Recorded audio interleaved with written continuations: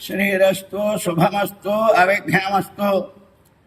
गुरु ब्रह्मा गुरुर्विष्णु गुरुदेवो महेश्वरः गुरु साक्षात् परब्रह्म तस्मै श्री गुरवे नमः। अज्ञानतिमिरान्धस्य ज्ञानाञ्जनशलाकया चक्षुरुन्मीलितं येन तस्मै श्री गुरवे नमः। नारायणसमारम्भां व्यासशङ्करमध्यमाम् अर्त्यगानन्दपर्यन्तां वन्दे गुरुपरम्पराम्। భాగవత్ బంధువులారా, ఈ భూమండలం మీద ఎన్నో పుణ్యక్షేత్రాలు వెలిసి ఉన్నాయి. అలాగే ద్వాదశ జ్యోతిర్లింగాలు, అష్టాదశ శక్తిపీఠాలు, ఇంకా గణపతులు, సుబ్రహ్మణ్యేశ్వర స్వాములు, ఇలాగా ఇది మన భూమి, కర్మభూమి, వేదభూమి, పుణ్యభూమి. అలాంటి ఈ ప్రదేశాల్లో వెలసినటువంటిది అన్నవరం వీర వెంకట సత్యనారాయణ స్వామి వారి దేవాలయం. ఈ దేవాలయం నిత్యము కూడా దినదినాభివృద్ధి చెందుతూ పూర్వం నలుగురు బ్రాహ్మణులతోటి, పురోహితులతోటి ఈ దేవస్థానం ఆరంభమయ్యి అలాగే నేటికి 300 మంది పురోహితులతోటి నిత్య కళ్యాణములు, వ్రతములు, వాహన పూజలు, అభిషేకములు, ఎన్నో విశేషమైనటువంటి నిత్య పూజలతోటి అలరారుతూ ఉంది దేవస్థానం. ఈ దేవస్థానానికి ఈవేళ లక్షలాది మంది భక్తులు వచ్చి స్వామిని దర్శించుకుని వాళ్ళ కోరికలు నెరవేర్చుకుని మరలా వస్తూ స్వామివారి అనుగ్రహానికి పాత్రులవుతూ ఉన్నారు. అందరికీ తెలిసిన విషయం. అయితే 1987లో 1987లో మా బావమ్మది నాగభట్ల కామేశ్వరరావు గారు ఆయన మనస్సులోకి ఇక్కడికి వచ్చేటువంటి వాళ్ళందరికీ కూడా శుచిగా మడిగా భోజనం పెట్టాలి బ్రాహ్మణులకి అనేటువంటి సదుద్దేశం కలిగి, అలాగే చిన్నపిల్లలకి స్మార్తం,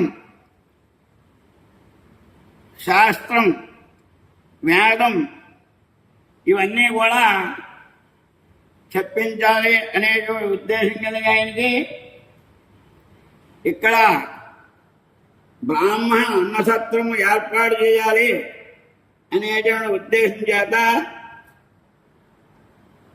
ఈ చాగంటి వారి స్థలం కొని 3 లక్షల రూపాయలకి విరాళాలు అందరి దగ్గర కూడా సేకరించి మేమందరం బంధువులు, ఇంకా తెలుసున్న వాళ్ళు అందరి దగ్గర కూడా, అలాగే ఉపాధ్యాయులు నాగయజ్ఞేశ్వర శర్మ గారు, అలాగే పూర్వం పురోహితులు కరి సూర్యనారాయణ గారు, ఆకుణ సూర్యనారాయణ గారు, మొక్కరాల సర్వయ్య గారు, సిద్ధాంతి గారు, ఇలా ఈ నలుగురు పురోహితుల్ని తోటి కూడా ఆయన సంపాదించి, అలాగే సుబ్బావధానులు గారు, శ్రీపాద సుబ్బావధానులు గారు, వీరందరితోటి సంపాదించి ఇది చెయ్యాలనుకుంటున్నానంటే వాళ్ళందరూ కూడా దీనికి సహాయ సహకారములు అందించి ఈ పని చాలా మంచిదయ్యా, నువ్వు చెయ్యి, ఇది సక్రమంగా జరుగుతుంది, నీకేం పర్లేదని వారు ఆశీర్వదించారు.